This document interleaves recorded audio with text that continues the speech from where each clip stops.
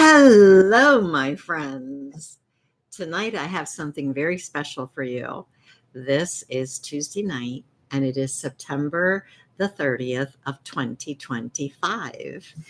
And it's going to be a short one. Last night was a longer one. This is a short one. And like the title says, freedom and kingdom. What do these have in common? Well, I'm going to tell you what they have in common. Let's look at the word freedom. First, you see the word free, and then you see dumb. Now, DOM is like a shorter version of domain. We know this because it also is next to the word king, dumb. So, kingdom is a king's domain. If a king doesn't have a domain, then he's not a king. So the same thing with freedom. Okay. There is, because a king, now this is how God tied it together for me. Listen closely. Because God, at the center of love, the core of love is freedom. And because of this, what we have in freedom is with it, you can only have freedom in the kingdom, which is the king's domain. My God. Okay, so God made us to have a relationship with him, and we know that we can't understand truth, the truth of who God is, until we have, because he is truth. So we can't understand that unless we have a relationship with him. So let's move on. And we were made in his image and likeness. We all know this, but what does that mean exactly? It doesn't mean that we're made in like an image, like what could, like a figure, like a figurine, like the form. Okay. The image is actually it is the form, but it's also more than that. It's his likeness, and his likeness is his character. So we're made in his image, which is his form, but we're also made in his likeness, which is character. Now, because of that, our form is actually how God is formed. Because when we see him, we're not going to see some other strange image. All right. We're not going to see a dinosaur or a Rex. You know what I mean? We're not going to see the lion, or we're going to see a form like we are formed, and an image. I'm sorry. And the likeness is, of course, like I said, his character. So his character is love. And at the core of love is freedom. That's why he gave us free will and choice. That's what he gave us, because he's love and because he's truth. So, but he wanted us, in order for us to be truly like him, he has a king. He is a king, and he has a domain. Without a domain, he wouldn't be a king, because a king of what? All right. So we have to have our domain in order to be like him. So he gave us earth. This is our domain. And in this kingdom of earth, we used to have dominion before we lost it to the fallen angel called Lucifer, now known as Satan. We practically gave it to him because of our sin. All right. We just gave it away. One could say that it was high treason that was committed, because it went totally against it. It was a total betrayal of God's kingdom and of God, our creator. And he is our creator, and he was betrayed. So, but he didn't have just any kingdom. He had a free king's domain. His was free. Nobody was there, that was restricted. Nobody was there that was being held against their will. And that, my friend, is how he wanted us to live here on earth in our kingdom, and we lost it. Now let's move on. This is what freedom looks like right now. Now I want you to really get that. I know it sounds like a play on words, but listen to it. Freedom, a free domain. Kingdom, a king's domain. A free king's domain. That's what the earth is.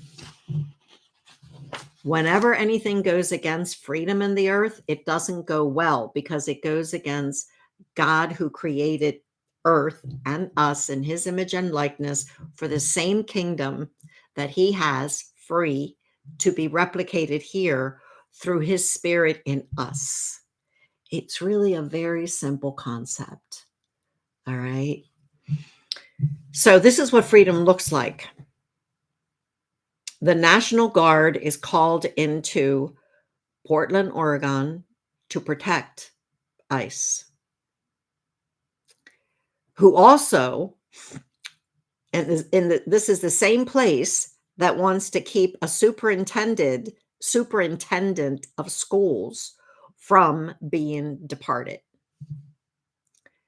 So we have the freedom to be protected. If intruders come into your house and you don't invite them in, you will kick them out. I hope you will anyway. So this is what we're trying to do. This United States, this nation, is a subkingdom of the whole earth.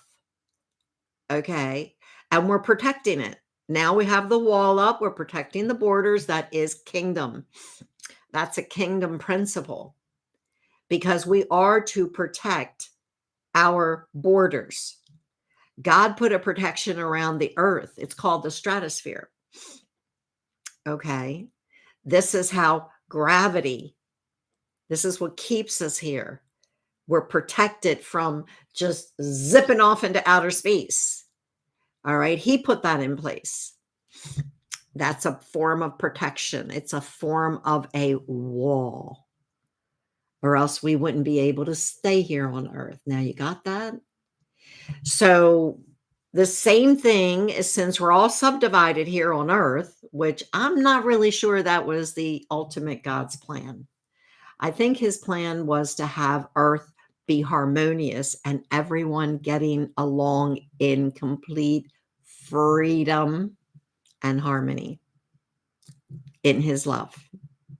Oh, we're on our way back to that. God is trying to get us back. Not he's trying, he is getting us back to that. Okay. Because God doesn't try anything, he just does it.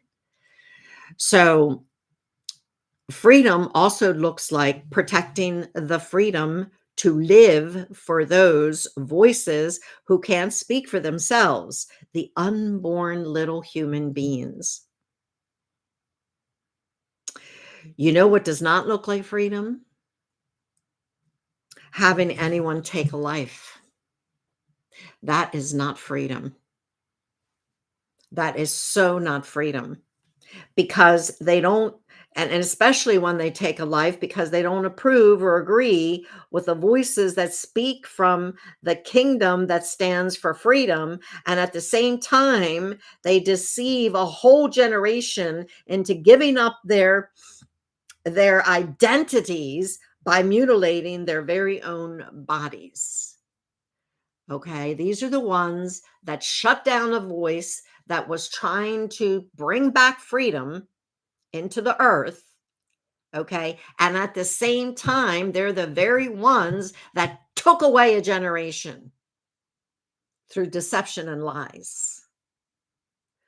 But for now, freedom must look like exposing the deception of who wanted Charlie assassinated. And why? Because that nation needs to be dealt with on a kingdom level.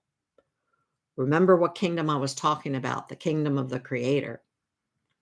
All right. What do I mean by this?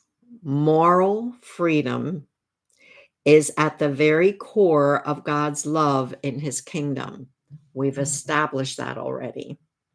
By taking a life like Cain did with Abel, this nation must now be judged. Now, what God did to Abel was that he put a mark on his forehead. He didn't kill him. He put a mark on his forehead and he sent him out of the Garden of Eden. He couldn't stay there anymore. But he put a mark on his forehead so that people would know that they were not to kill him, or else they would have killed him. The presumed assassin was forgiven. We know this. With what we see now as him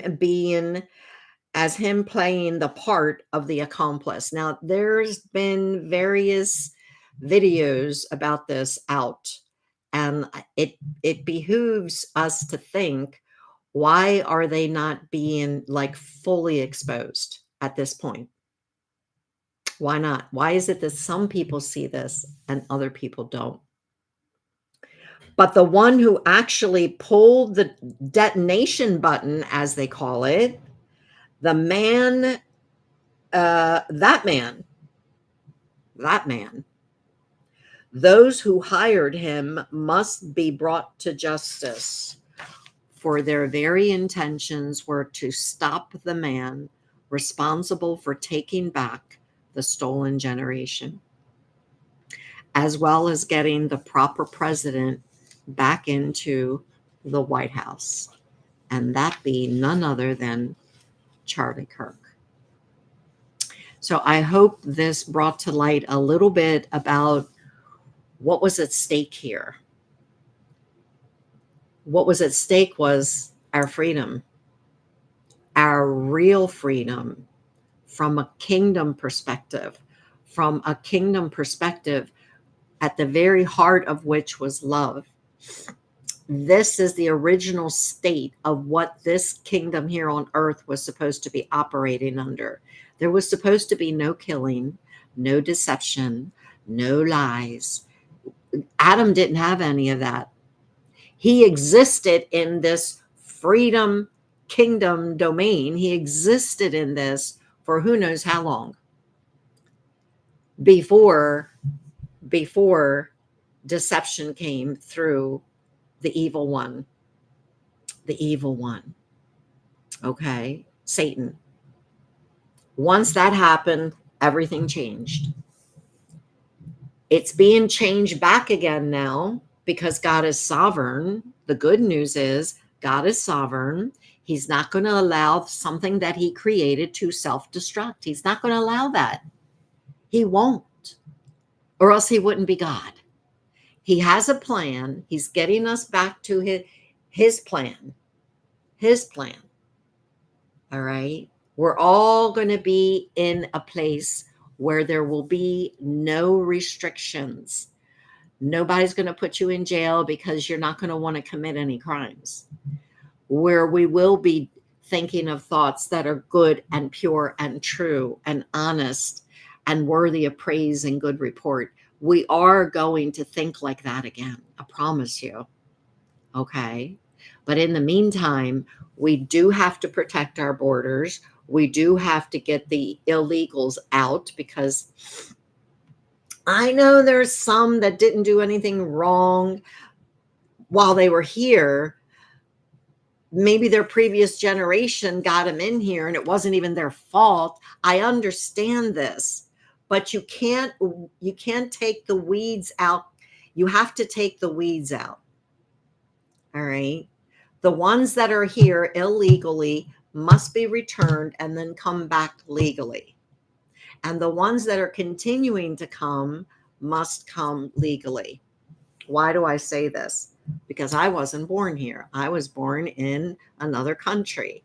My father's brother sponsored us all into this country, and we had to wait, and we had to use our green cards until we became, by freely choosing it. When I was 20, I was 5 when I came here. When I was 20, I became a citizen, and I disavowed with my country of origin, which was Italy, and I gave my allegiance to the United States of America.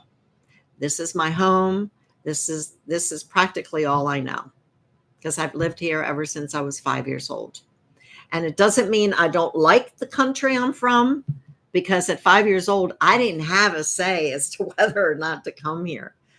But this is a beautiful country. It's a country that represents liberty and justice for all. And this is why we're here. This is why other people want to come here. But there's a process in everything that God does. There is a process. I wrote a book called The Process That God Brings You Through for Your Intended Purpose. Read that book. It's on Amazon under Maria Angelucci. It's just in digital form. But read it. And first read Last Days on Earth. The poster's on my back wall over there. It's been out since 2015. And it tells about how I went from a religious orientation to knowing the importance of a relationship with Jesus Christ. And I received my salvation at the age of 50. Okay. Yeah. So I'm older than that now. And that's all I'm going to say. So what I'm doing here is this is where God brought me. He brought me here. I know how God works now. So he brought me here. He brought me here for a reason. And my reason is right now as a soul transformation life coach. All right. And I also certify other people to become biblical based life coaches and soul transformation life coaches. It's a discipleship program. It's like, okay, you're saved. Great. Fantastic. But now you need to be discipled. It's like when I came here and I became a naturalized citizen, I had to know the Constitution, the Bill of Rights. And I was tested. I had to know what country I was pledging my allegiance to. So it's the same thing when you receive your salvation and you receive Jesus Christ. You have to know what kingdom you just pledged your citizenship to. My God. So you have to be discipled into knowing how that kingdom works, because it doesn't work like the kingdom of the world. Okay. The kingdom of the world was supposed to be established like the kingdom of God was supposed to be established the same way here on earth, because he put his spirit in us. That went rogue. All right. That went completely rogue. So now here we are. We have baby citizens out there who are coming into the kingdom of God because they're coming back to church. They're reading the Bible. They need to be discipled. I want you to help me get them discipled. If you are someone who you feel is called to coaching, to being a coach, a biblical life coach, focusing on soul transformation. And if you want to know what that is, it's very simple. It's taking the lies out of your mind and replacing it with the truth. It's learning how to control your emotions. And it's also learning how to submit your will to the Holy Spirit instead of the spirit of darkness. Now, all of that is in what we call the soul, the mind, will, and emotions. Okay. And then once we have that cleaned up, then we will know how to fully walk as we are a spirit, we have a soul, we live in a body, and we learn who is submitted to what. The body is the spirit is the one that is supposed to rule over the soul, the mind, will, and emotions, so that the body knows how to stay healthy and strong and walk in love and know what's wrong and right. Okay. The body doesn't come to that all by itself. And if there's error in your minds, then you're not going to know how to keep things straight. We first have to get right information in your mind, because that's where it starts, your thought life. That's what soul transformation is about. It is a discipleship to get your mind, will, and emotions back into proper order so that your spirit, soul, and body can work as one and not against each other. My God.